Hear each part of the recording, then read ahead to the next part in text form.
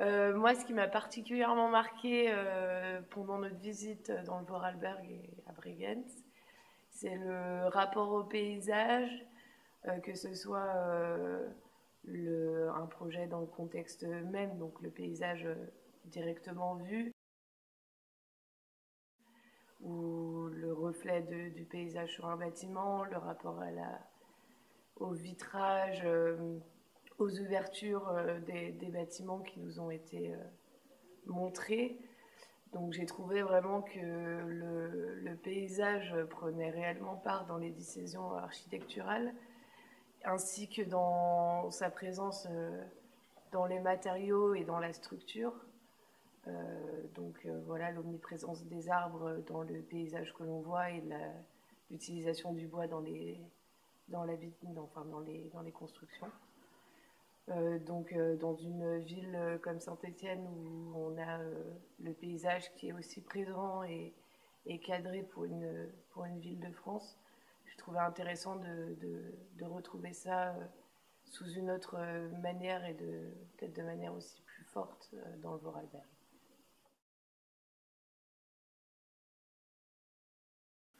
Je trouve que les projets par rapport au Vorarlberg, il y a eu, il y a différentes façons de traiter le paysage. Donc tout d'abord, il y a la façon de s'incorporer dedans, donc la vue de l'extérieur, et la façon aussi, lorsqu'on est dans le bâtiment, de regarder le paysage. Par exemple, pour le projet de Zoomtor, lorsqu'on est à l'extérieur, donc on voit le projet de par sa toiture, de par ce qui la tient depuis le sol, mais on voit en fait surtout la transparence que ça a par rapport au paysage et aux montagnes qu'il y a derrière. Et une fois qu'on est à l'intérieur, c'est un peu comme un aquarium. On peut regarder tout ce qui se passe à l'extérieur. Donc c'est un projet qui est vraiment transparent, mais qui, de par sa toiture et les différents volumes qui sont ajustés à l'intérieur, crée un espace très intéressant et crée aussi une intériorité recherchée dans le sens où cette intériorité, elle se voit pas elle se voit pas tout de suite. Elle se ressent lorsqu'on rentre dans le bâtiment. Je trouve que sur le projet de Zoomtor, lorsqu'on voit le bâtiment, on voit surtout la toiture, mais on ne voit pas vraiment ce qu'on voit dans les bâtiments, par exemple comme l'école ou comme des maisons, on va dire, pavillonnaires. On ne ressent pas l'espace qui est à l'intérieur, le confiné, alors que là, c'est vraiment quelque chose, on a l'impression de rentrer dans un espace qui est vraiment ouvert, alors que, au contraire, lorsqu'on est dedans, on se sent renfermé, et je trouve ça pas mal.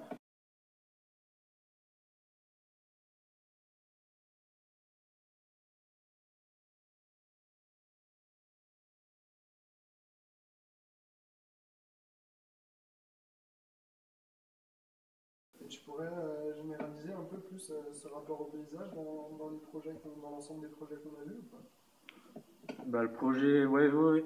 En gros, c'est la façon de s'implanter du projet qui permet de traiter le paysage depuis l'intérieur et depuis l'extérieur. C'est-à-dire que depuis l'extérieur, on va voir le projet qui va se marier ou non avec, qui va faire plutôt une opposition, un contraste avec le paysage ou qui va se fondre dans le paysage. Et depuis l'intérieur, je trouve qu'on a plus quelque chose qui revient, qui est récurrent, c'est-à-dire on observe le paysage et de toute manière, on va avoir une vue qui nous amène à se plonger dans le paysage extérieur.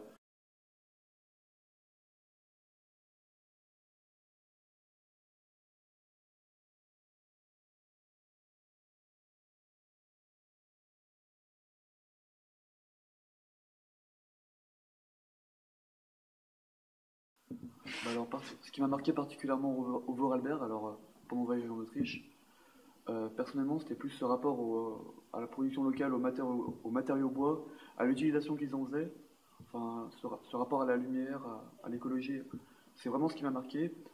Euh, dans tous les bâtiments qu'on a vus, en particulier la petite mairie, je ne me rappelle plus comment elle s'appelle.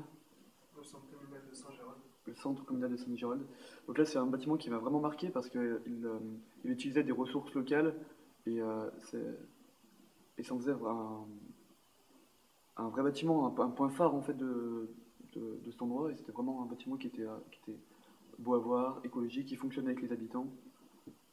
Voilà, c'est plus cette relation au local en fait qui m'a vraiment marqué.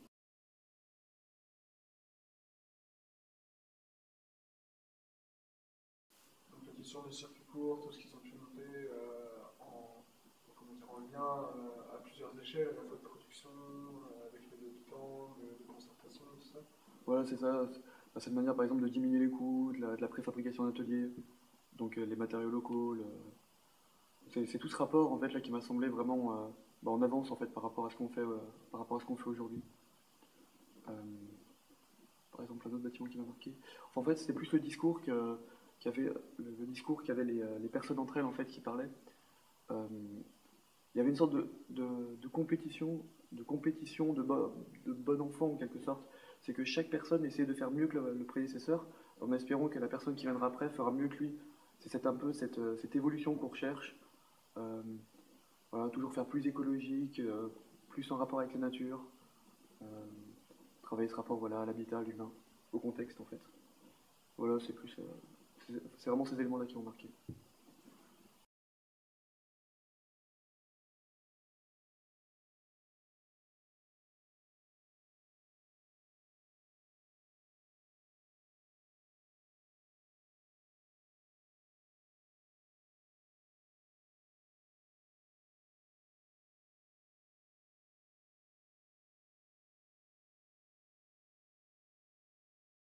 Et la commune de Klaus a possédé depuis 40 ans une école principale, donc un collège. C'est le bâtiment noir qu'on a vu en passant qui est un peu à l'arrière. Il a été construit dans les années 70, début des années 70, avec très peu d'isolation, comme ça se faisait à l'époque. Et il avait un très grand inconvénient, c'est qu'il était chauffé à 100% à l'électricité. Donc très cher en termes de coût de fonctionnement. Man musste sich dann überlegen, was man mit diesem Gebäude macht. Es wurde finanziell nicht mehr tragbar. Deshalb hat man Kostenvoranschläge eingeholt, dass es kostet, dieses Gebäude zu renovieren. Man hat dann festgestellt, es kommt uns gleich teuer, etwas Neues zu bauen, was für uns zugeschnitten ist, wenn man den Grundstückspreis nicht nimmt. Et finalement, la commune n'avait plus les moyens de se permettre de faire fonctionner ce bâtiment 40 ans après sa construction. Elle a donc lancé des études pour savoir s'il valait mieux rénover ce bâtiment ou construire éventuellement un bâtiment nouveau. Finalement, si on ne comptait pas le coût du foncier qui était déjà de propriété de la commune, c'était le même prix construire un nouveau bâtiment, donc c'est la décision qui a été prise. In dieses Holzhaus haben uns die Fachplaner dann eine kontrollierte B- und Entlüftung eingeplant. Und als das dann schon fix war, dass wir diese bekommen, sind die Fachplaner wieder auf die Gemeinde zugekommen und haben gesagt, so, jetzt fehlt an und für sich nicht mehr viel für ein Passivhaus. Die Mehrkosten für die optimierte Bauhülle und die dreifache Glasanlagen bei 250.000. Voilà, donc puisque c'était un bâtiment en bois avec des planchers en caisson, les ingénieurs fluides ont prévu une ventilation double flux, qui était à l'époque pas très courant, et puis les concepteurs, les architectes se sont adressés à la commune en disant maintenant on a déjà une ventilation double flux, bâtiment en bois, on pourrait, si on pousse un tout petit peu plus loin, aller jusqu'au standard passif, qui à l'époque n'avait pas jamais été appliqué, ici en Autriche pour un bâtiment public. Alors la commune a dit ok, on va faire une évaluation, combien ça coûte en plus si on pousse jusqu'au standard passif. Donc le surcoût a été calculé avec 250 000 euros, sachant que le budget global était de 8,3 millions d'euros. Et donc les élus ont donc accepté d'aller très loin jusqu'au standard passif. Für was machst du Foto? Von mir! Wegen du Fotomodel. Was machst du Foto? Ein Video? Für eure Schule? Die Stimmung. Stimmung? Ja, Andi. Ja, Stimmung. Ja, red halt Englisch, du lernst Englisch. ce qui m'a le plus marqué dans le Vorarlberg, c'est cette capacité d'écoute et d'entente entre les différentes parties pour un bâtiment. C'est de voir qu'ils n'ont pas forcément moins de normes que nous, c'est pas forcément plus facile, mais ils peuvent s'entendre, ils peuvent discuter avec les maîtres d'ouvrage. L'architecte a un vrai rôle de conception et de décision, et même si on n'a pas on a le droit de ne pas prendre un architecte, l'architecte est beaucoup plus reconnu dans le Vorarlberg qu'ici. Du coup, en complément de ce que vient de dire Ulysse, c'est assez impressionnant en fait l'implication des personnes dans ce... Et donc les gens sont très impliqués au niveau écologique, ils sont formés pour ça.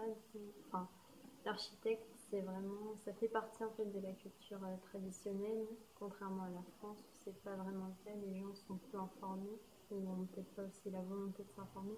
Et je pense que le jour où on aura tous envie on aura cette volonté voilà, d'aller se renseigner, de comprendre tout ce qui se fait, on pourra peut-être évoluer dans le domaine. En fait. Ça, c'est une énorme avance qu'ils ont sur nous. Il y a une volonté de prendre des risques aussi, de faire des choses qui n'ont jamais été faites dans plusieurs bâtiments qu'on a vus. Ils étaient fiers de nous dire qu'ils étaient les premiers dans la région à avoir fait ça. Et qu'ils avaient tenu à faire ça parce que justement ça n'avait jamais été fait, et donc il y a une grosse pensée d'expérimentation dans leur conception du bâtiment. Ils ont vraiment confiance en l'architecte. Ouais, et en même temps, il y a une grosse implication de la maîtrise d'ouvrage et des différentes parties prenantes qui vont aussi influer sur les choix de l'architecte. Il n'est pas laissé tout seul non plus.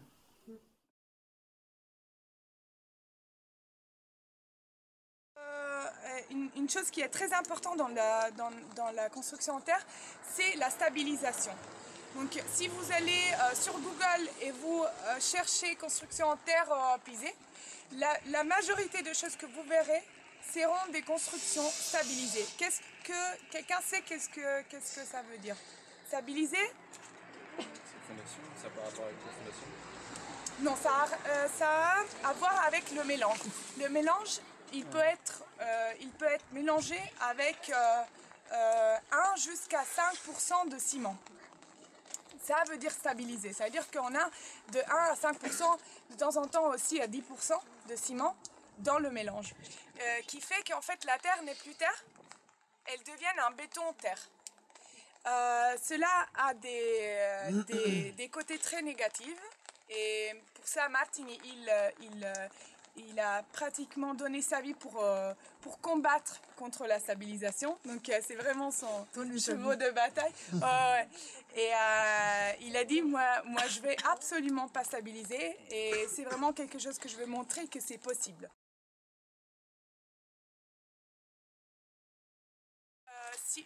Si on a un mur, par exemple celui-là, il fait 60 cm, donc les couches ils peuvent être beaucoup plus hautes. Clairement, ça a à voir avec l'épaisseur du mur. Après, ce qui est aussi très important, c'est le fait que si le mur il est exposé à l'érosion, les couches elles doivent être plutôt petites. S'il n'est pas exposé à l'érosion, les couches elles peuvent être aussi plutôt grandes. Et ce qui se passe, c'est que si plus grandes les couches, plus visible sera la structure de la terre. Si les couches sont très petites, on aura une image très homogène de la façade. Tandis que si les couches elles sont très hautes, on aura toujours une structure très forte qui sortent, et de temps en temps c'est quelque chose que les architectes aiment beaucoup, et du coup on essaye de le mettre en pratique. Donc on fait ces couches, et couche par couche on arrive jusqu'à la fin du mur. Maintenant la question c'est pourquoi on a des éléments en céramique entre les couches. Dans le pisé traditionnel ça n'existe pas. Vous ne verrez pas des couches en céramique entre les couches de terre. Ça, c'est une technique que Martin a développée, ce qu'il appelle l'érosion contrôlée. Et ça sert en fait pour que quand il pleut, la pluie, elle s'arrête à chaque fois. Donc, pratiquement, elle fonctionne comme des freins à l'érosion. Si on n'avait pas ces couches en briques, ces éléments horizontaux en briques, ben, en Autriche, on aurait un vrai problème parce que l'érosion, elle pourrait délaver complètement la façade.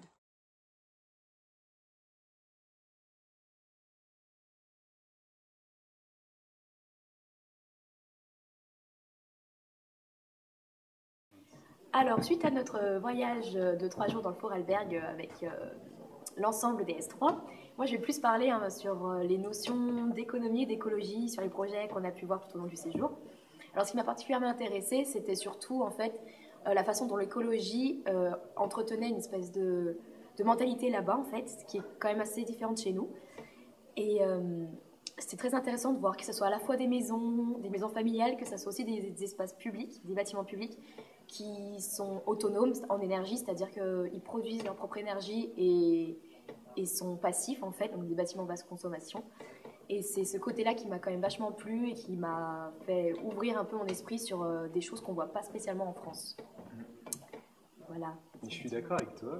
Et d'ailleurs, moi ce qui m'a plu, c'était que justement, on ne voit pas ça en France, mais eux, ils arrivent à regarder autour d'eux ce qu'ils ont, les ressources qui sont autour d'eux, et à arriver à inventer des nouvelles solutions.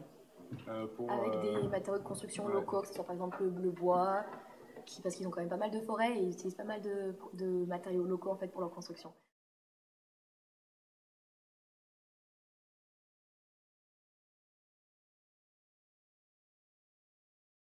Grand-chose à dire, mis à part le fait qu'en projet, on a voulu tous, à peu près, enfin plus ou moins volontairement ou involontairement, s'inspirer de ce qu'on a vu au Vorarlberg.